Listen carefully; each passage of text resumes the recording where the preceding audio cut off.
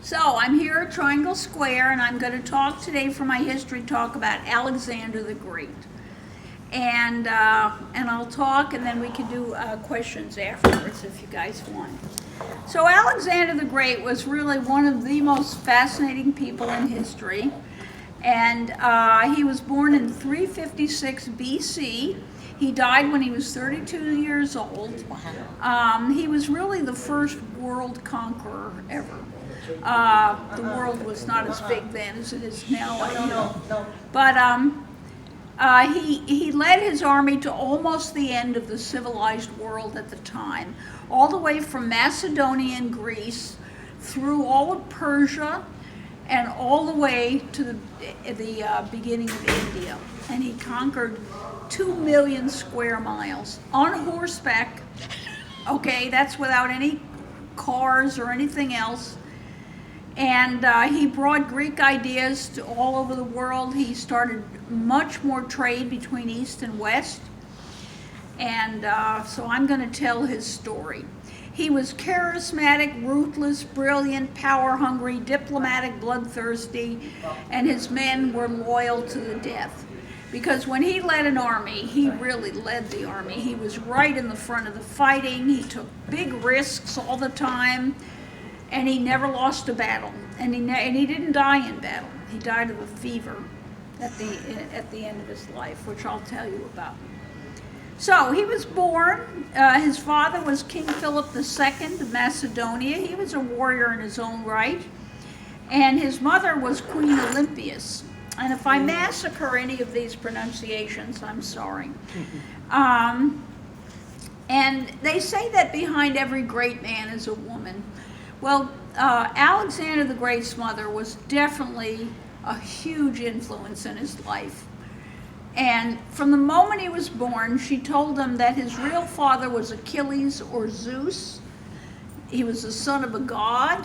He was destined for great things. This is from the moment he's born. She was very power-hungry herself, and in those days when women didn't really have power, at least in most societies, they worked through their men, like their children or their husbands. So she was very ambitious for him. And she was a redhead, so I'm going to talk about his mother a little bit. She was a redhead and had a fiery temper, and they had a very contentious marriage, her and King Philip. And she was, you know, a princess, and he was half Macedonian, Alexander the Great, only half. And and his mother was. Her original name was Myrtle, and then when Philip won one of the Olympic races, she renamed herself Olympia.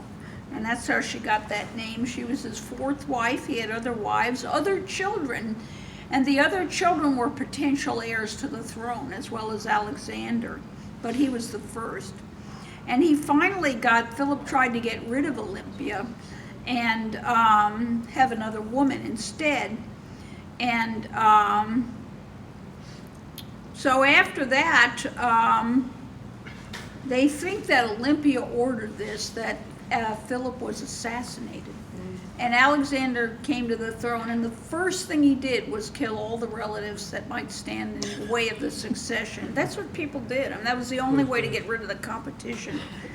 And so at the age of, and when he was a child, she also instilled in him a love of learning, science, mathematics, philosophy, astronomy. He studied with the great Aristotle. You all know that name. That was the real Aristotle. He studied under him as a tutor. So one of the things that Alexander did was bring that love of learning to all the countries that he conquered. And he studied with Aristotle as a tutor.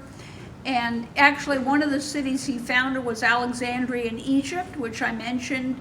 Ptolemy was his general, and he left Ptolemy there to run Alexandria, which became the center of learning and knowledge in the whole ancient world after he died. He never went back to Alexandria. And Ptolemy, who was Alexander's general, was Pharaoh of Egypt when Alexander died, and then Cleopatra descended from Ptolemy. So I mentioned that in another lecture. So anyway, so his father was dead, and Alexander became king. I want to tell one more story. Before he became king, when he was 12 years old, his father was still alive. They brought this fantastic, wild, huge, fiery stallion whose name was Bucephalus, and nobody could ride this horse. He was so fierce that nobody could ride him, and they were going to take him away. He brought him before the king and Alexander and his mother. And Alexander noticed the horse was afraid of his shadow, and that's why he was rearing up so much. So he said, wait a minute, let me try something. So Alexander got on the horse, and he faced him away from the sun, and he rode him. And from that was a turning point in Alexander's life. Because after he did that, his father said to him, you need a bigger empire than just Macedonia. Supposedly he said it, I don't know if he really did. And that is one of the things that gave Alexander the confidence to go ahead and do all the amazing things that he did. And at 16, his father left him in charge of Macedonia when he went off to war. And he led a war to defend Macedonia's borders successfully by himself at the age of 16. So his father was assassinated when Alexander was 20 years old, and that's when he became king of Macedonia, having eliminated all his rivals, which is, everybody did that in those days. So his father had always dreamed, so he conquered Greece and united Athens and Sparta, which had been fighting for many years. And then he headed for Persia. The Persian Empire was huge. It covered a lot of territory. King Darius was the head of Persia. And he had this huge empire and a huge army. And Alexander headed for Persia. And Alexander's army was way outnumbered. A lot of his battles, he was way outnumbered. But he was such a brilliant strategist that he won every single battle he ever fought till the day he died. So he was fighting with Darius. Alexander won some battles with Darius. Darius panicked. He fled. Darius left his wife and family behind. Darius's mother was so disgusted with her cowardly son that she disinherited Darius and made Alexander her son. And finally, they were fighting, and finally Darius just kept running away from Alexander. Finally, Darius's own men assassinated him, but Alexander gave him a king's burial, and now Alexander was Shah of Persia, king of Macedonia. He was Pharaoh of Egypt, because on the way there he conquered Egypt too. And his general Ptolemy, who was in charge of Egypt, killed all the other claimants to the throne of Persia, so Alexander would not have any competition in that area. So now he has control of the huge Persian Empire. And he was the first one in the world that we know of that had this dream of a giant multicultural, multinational empire, uniting a lot of cultures and different people together. So when he got Persia, he started adopting many of the Persian customs to make it easier for him to rule the area. He had 3 wives, and he married 3 Persian women. He asked his soldiers to marry Persian women because he wanted to have children for the next generation that were half Persian and half Macedonian, so they would be able to rule both areas for him. And his soldiers don't like it, and they don't like it that he's taking on Persian customs. And he was also thinking of himself as a deity by this point, which is very crazy sounding now, but in that day and age, everybody thought the Pharaoh of Egypt and the king of Persia were gods anyway. It was very common, but for the Greeks it was really, you don't do that. So his soldiers didn't like that. And he got increasingly paranoid, and he ordered the death of one of his esteemed generals. And he was having problems with his soldiers because now they'd almost reached India, and they were sick and tired of campaigning. He'd been on the road like 15 years. They hadn't seen home in 15 years. And, there was no way of messages or anything. I mean, there was nothing, they were really alone. And they wanted to go home and they wanted to stop. But they were loyal to him, so, and actually in 328, he had a dear friend, Alexander, who saved his life. And he killed this guy in a fit of anger when he was drunk. Alexander would drink. He had a very bad alcoholism problem. Even his own soldiers thought he drank too much. And you can imagine how much they drank in those days, being campaigning all the time. So they probably were very heavy drinkers anyway. But Alexander was way worse than they were. So he killed this best friend of his, this close friend of his, in a fight because the guy mocked him. And he just lost his temper and slit his throat. So, and he would go on, he would campaign and he would conquer a country, and then he'd go get drunk for a month and have these binge drinking, episodes were massive, just alcoholism. And they speculate he may have even died of alcohol poisoning because he drank so much. So he gets over to India. He marries Roxanne, who is a beautiful Persian woman, and he really fell for her. I think, he wasn't really into women, I don't think, but he did fall for Roxanne. He's sort of bisexual, sort of. But I'm going to talk about the male love of his life, which was real, serious, I think his heart was with men. But he had to have heirs, and politically, to marry Persian women was very good because it was cementing his hold over Persia, and in those days all the kings did that anyway. All of them did. Now Bucephalus, his horse, died in India, and he named a city after him. So, and his father had male lovers, the king of Persia had male lovers, but his boyhood friend, and I'm going to massacre this name, Hephaestion, he loved him. I mean, this was the great love of Alexander the Great's life. They grew up together. They were both nobles in the Macedonian. They were both students of Aristotle. Aristotle said of the two boys that they were one soul and two bodies. I mean, and actually, his mother told Alexander that he was the son of Achilles.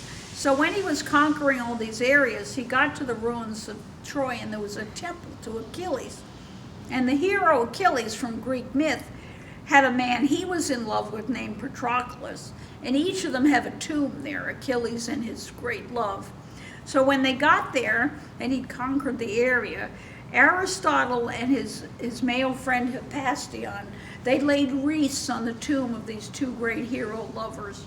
And that, I read, was an open declaration of their undying love for each other. In that culture, that's what that meant. When you make a sacrifice to these two lovers, that means you're in love with the person. And that was a great declaration of his love. And there was also a beautiful eunuch boy named Bagalus, who Alexander kissed in front of his soldiers, and they all clapped and were all happy about that. So he was a Persian young man. And also Alexander never used women, captured women as sex slaves. Now normally in that day and age that's what they did. And he was very moral about that, and also I think he wasn't too into women, and maybe the morality was just an excuse, I don't know. I mean, he could pretty much do whatever he wanted to do. But toward the end of the campaign in India, Vespasian died. He didn't die in battle. And Alexander was absolutely grieving. He clung to the man's body. He was mourning. He wouldn't eat. They had to drag him away from the corpse. I mean, he was so upset. He gave his friend a king's burial.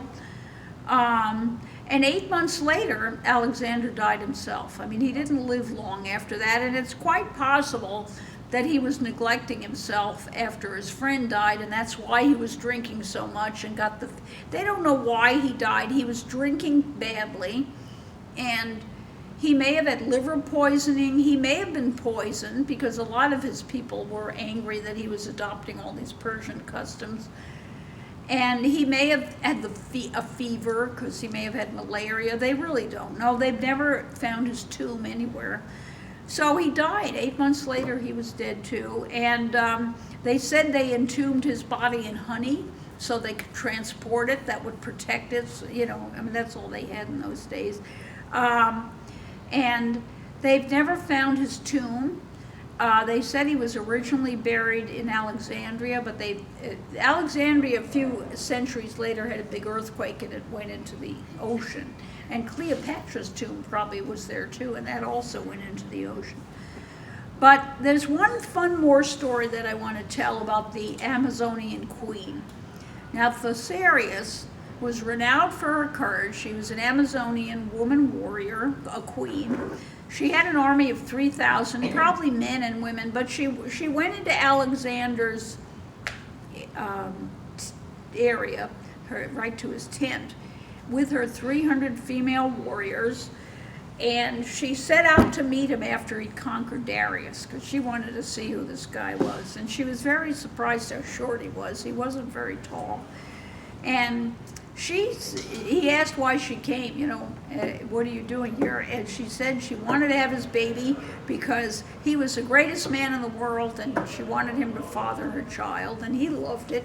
So they spent 13 days having sex, and when she was sure she was pregnant, 13 days later, I guess, she left, and he gave her a lot of gifts and very much respected her, and she rode away.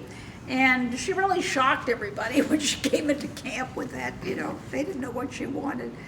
But the Amazonian women were like that. I mean, they would go in, they'd have sex. They did this all the time, and then they'd leave. I mean, you know, they weren't tied down, those girls. So, and then she offered, if it was a boy, he could have the baby, which is what they usually did, the Amazons. They would trade babies to cement alliances. And if it was a girl, she was going to keep it. So she left, and she took her women with her and went back to her own area. And they don't really know what happened to her, if she had the baby or if she died. You know, they died in childbirth a lot in those days, but that's a fun story. And so let's see, I think, yeah, so, and you know, the Greeks were fascinated with the Amazons, but in the stories, the Amazons always died in the Greek literature. But actually, in reality, when Alexander met these women, there was mutual respect and admiration. He actually asked the Amazonian queen to join him with her warriors, but she wanted to go home and defend her own land. But he was very, very respectful and friendly with her. So, and the only thing is, he took up Persian, he dressed like a Persian, but he wouldn't wear the trousers, because Greek men never wore trousers, they wore tunics, long tunics. But the Persian, and especially the Amazonian women, also wore trousers. But he took on Persian dress, but did not go so far as to wear trousers. So I guess in those groups, the women do wear the pants and the things. So Alexander none of his 3 wives gave him any children while he was alive. His favorite, Roxanne, had a baby 6 months after he died, who was also named Alexander IV. And so he was, as I said, he died. And they don't know why he died, but he wasn't killed in battle. But he was very much grieving. And so he died, and then Roxanne and Olympia, his mother, who was still alive, and the grandson, Alexander, his child, they wanted to take over the whole empire. But what happened when Alexander died, he did not name his successor, because when he died, there was no child. So he didn't really have any children that he could name his successor, and he didn't name his successor. So all the generals in these different areas were fighting with each other, and his whole empire was wrought with, you know, these people fighting, and actually it all fell apart. And each area went to its, you know, some general, but the whole empire thing fell apart. And Olympia and Roxanne and Alexander's son tried to take over, but they were killed by one of his generals who didn't want to share power. All three of them were killed. So even though he had this big empire, the minute he died, it all pretty much fell apart. But he did amazing things in the world. I mean, he so much spread Greek culture. He was the basis for a lot of the Roman civilization. Julius Caesar worshipped Alexander. He thought he was the greatest military general ever. And in military schools today, they are still teaching his tactics today, 2,300 years later, because he was often outnumbered and he had such brilliant strategy. And and he was very, so I think, so he made a huge difference in the world, and I'm very glad to tell his love stories because they're really, really great, especially here. So anyway, that's it, and thank you very much, and we can do any questions now if you want to.